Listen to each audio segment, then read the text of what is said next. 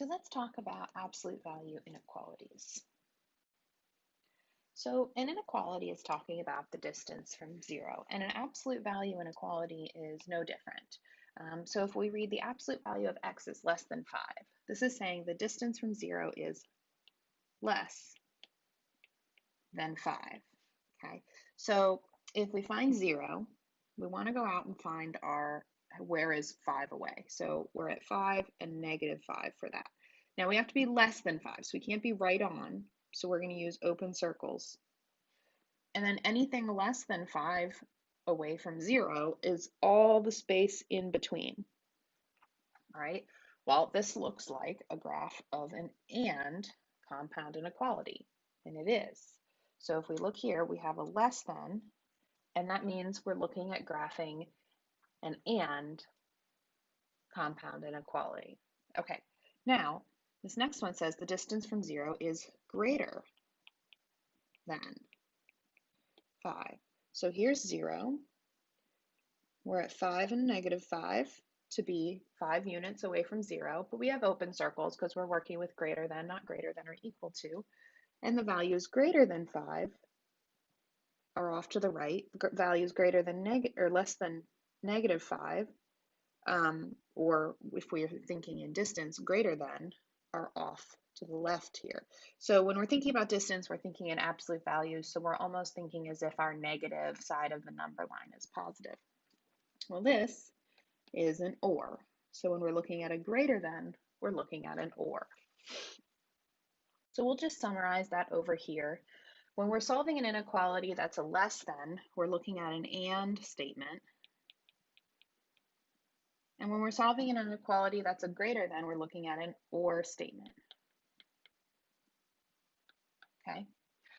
We do have some unique situations. Some statements are going to have no solution. So this is the distance from 0 cannot be less than -2. Here's the issue here. An absolute value will always be a positive number, and this -2 will always be negative. A positive number can never be less than a negative number. This is impossible, right? This is impossible. So we're always going to have a no solution in this case when we're trying to say that something positive is less than something negative. So distance cannot be less than 0. Distance must be 0 or positive. We also will have statements that have solutions of all real numbers. So if we're saying that the absolute value of x is greater than -2, well, all distances are greater than -2 because all distances are 0 or positive. So the absolute value of anything is always positive. -2 is a negative number. Well, something positive will always be greater than a negative. This is always true. Therefore, any real number that I plug in here, say I picked 10, will always make the inequality true. So you can try plugging in your own favorite real number and seeing if that works out. Okay. So when we're solving an absolute value inequality, we're going to solve it very similar to any other absolute value, which is isolate the absolute value and then split into two cases and solve. We do just have to do a couple different things. So we're going to get the absolute value grouped by itself on the left-hand side. This is very important, very, very important, because this is the step where we're going to decide whether it's an and or an or. And this is also the step where we're going to decide if it is a no solution, all real numbers, or any other special case of absolute value inequalities. So after it's by itself, we're going to write our two new inequalities. For the first inequality, we're going to just remove the absolute value and rewrite it. The second inequality, we're going to remove the absolute values. And before, all we did was take the opposite case. So we just made it negative. Now we have to do two things because remember, inequalities and negative values are a little bit touchy. So we're going to have to switch the inequality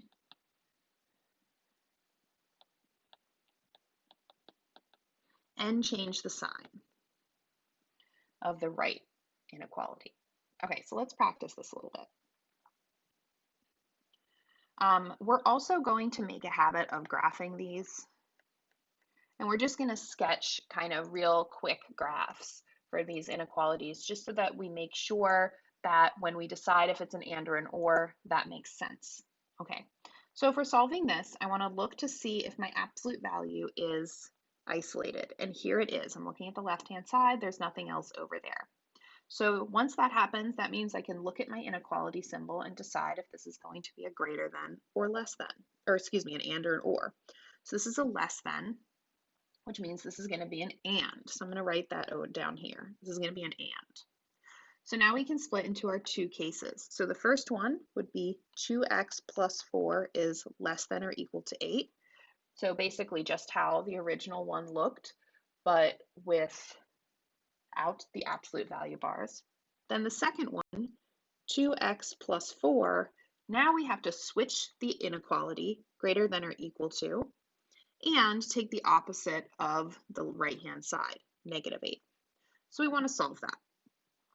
Okay, so we're going to start with the left hand, subtract 4 from both sides, get 2x is less than or equal to 4, divide both sides by 2, x is less than 2, and we can continue the and all the way through if we want, subtracting 4 from both sides, 2x is greater than or equal to negative 12, dividing by 2, x is greater than or equal to negative 6.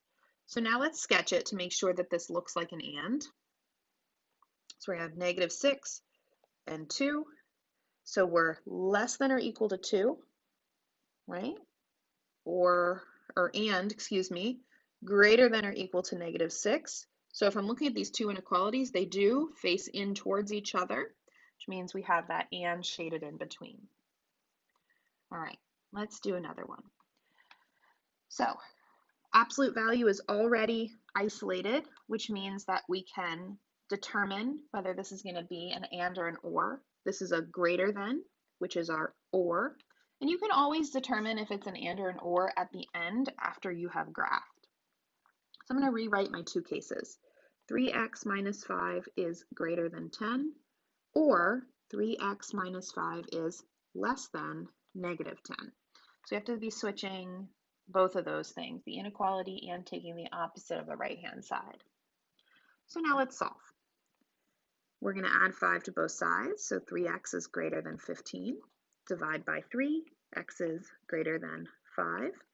Or, let's solve the next one. Adding 5 to both sides, 3x is less than negative 5.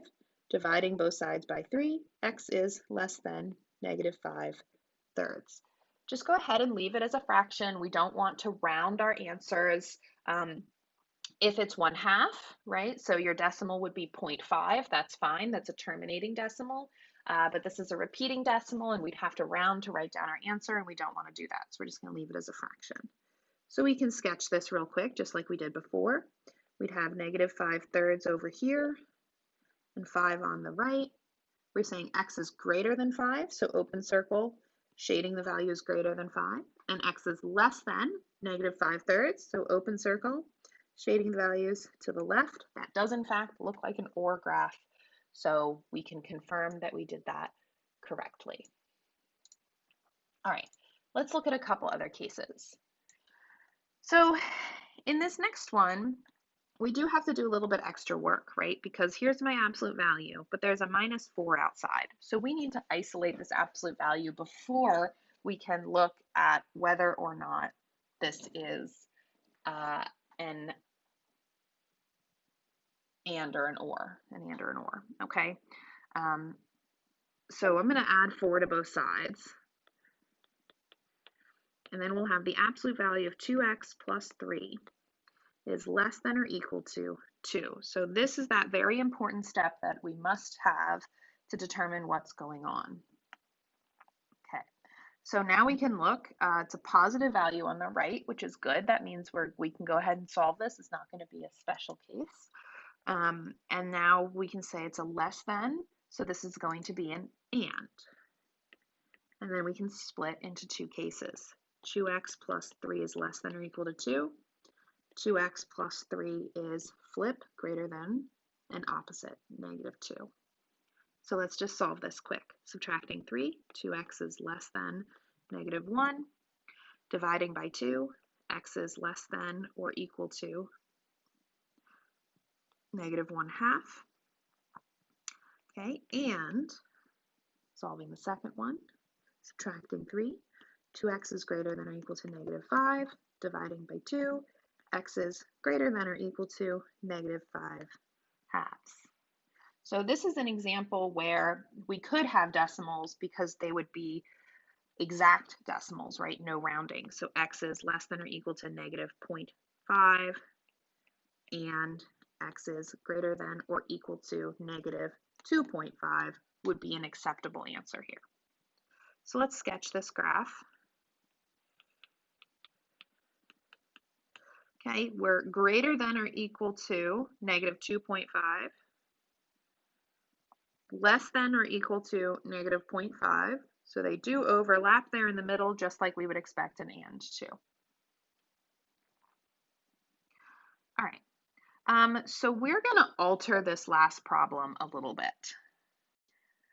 Okay, so we're going to take a look at this inequality instead because it's going to highlight a couple of important steps that can become kind of common mistakes that we want to try to avoid. So we're going to solve the inequality 9 minus 2 times the absolute value of 4x plus 1 is greater than 3. Okay, so just like before, our first step is going to be to isolate that absolute value. So we can highlight it here in red.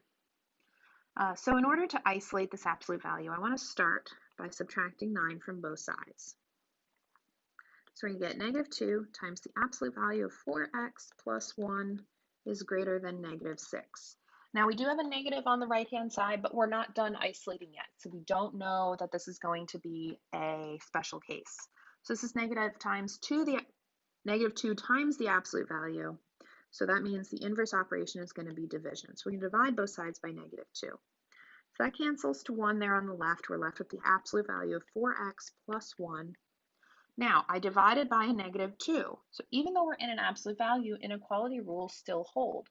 This tells me that I need to flip my inequality to a less than. And then we have a +3.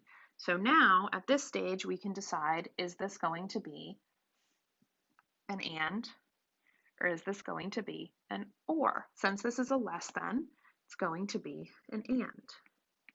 Okay, so just double check that you're waiting until this step to determine if it's an and or an or, because if we looked at the beginning, it was a greater than. We might have thought it would have been an and, but we would have been wrong because we didn't wait until the step that it was really appropriate to make that judgment. So let's go ahead and solve this. So two cases, 4x plus 1 is less than 3, and 4x plus 1 is greater than -3. So we want to solve these two separately here.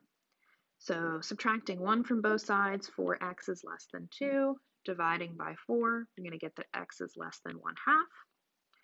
And subtracting 1, 4x is greater than -4.